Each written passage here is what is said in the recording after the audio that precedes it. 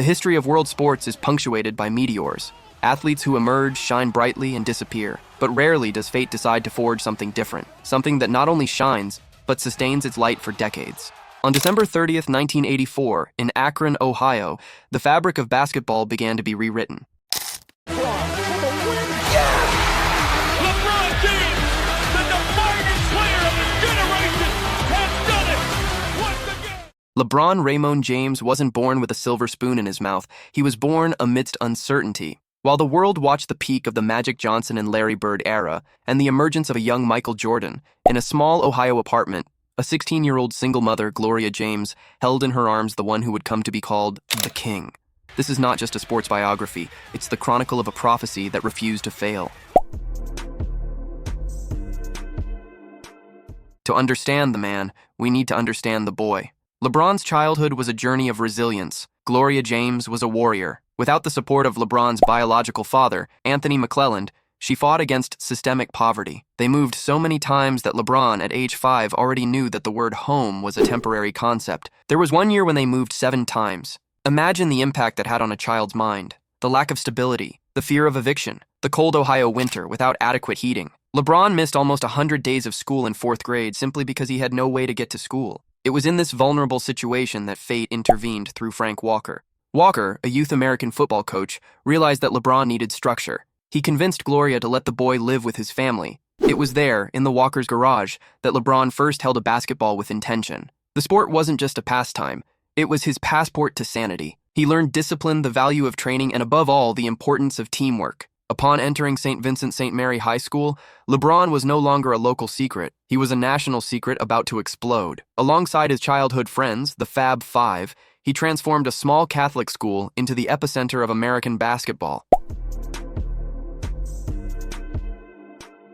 What happens when you put the weight of the world on the shoulders of a 16-year-old? In 2002, Sports Illustrated magazine published its most iconic cover, a young LeBron James with the headline, "The Chosen One." The pressure was inhuman. If LeBron became just a good player, he would be labeled the biggest failure in history. In high school, he didn't just play, he dominated. His senior year averages of 31.6 points, 9.6 rebounds, and 4.6 assists attracted NBA scouts to high school gyms. His games were broadcast nationally on ESPN. Stars like Shaquille O'Neal and Jay-Z traveled to Akron just to see him play. LeBron James was a cultural phenomenon before he was even old enough to buy a beer.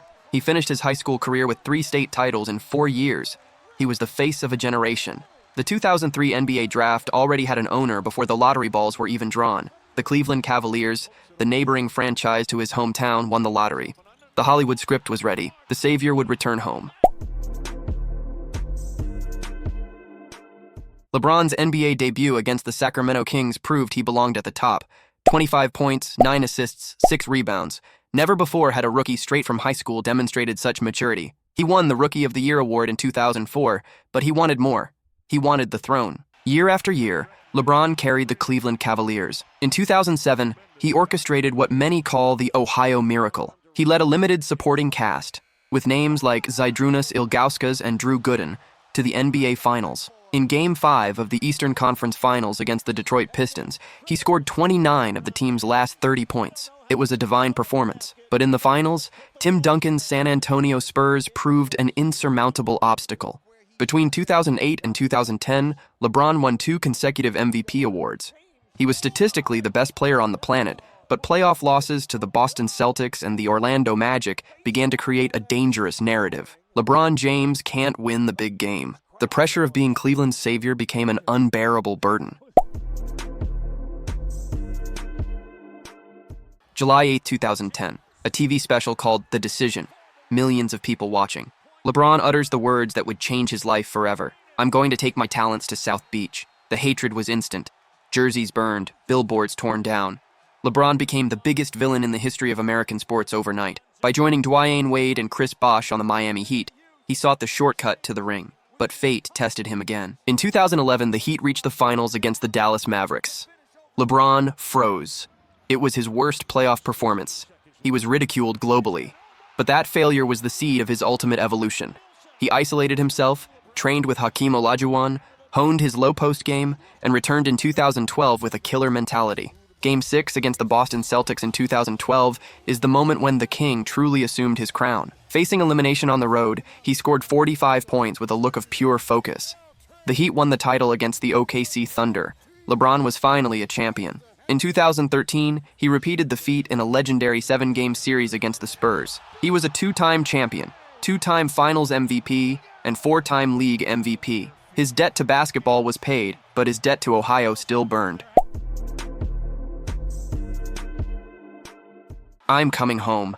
Through a heartfelt letter in Sports Illustrated, LeBron announced his return to the Cleveland Cavaliers in 2014. He was no longer the impetuous young man of 2003, nor the villain of 2010. He was the master returning to liberate his people. The pinnacle of his career came in 2016. Cleveland faced the Golden State Warriors, the team with the best record in history, 73-9. The Cavs were down 3-1 in the series. No one had ever reversed that in the finals. LeBron and Kyrie Irving orchestrated the impossible. In Game 7, LeBron executed the block on Andre Iguodala that stopped time. As the buzzer sounded, he collapsed. The cry, "Cleveland, this is for you," echoed for generations. He had fulfilled his divine mission. In 2018, LeBron moved to the Los Angeles Lakers. Many said he was only there to make movies.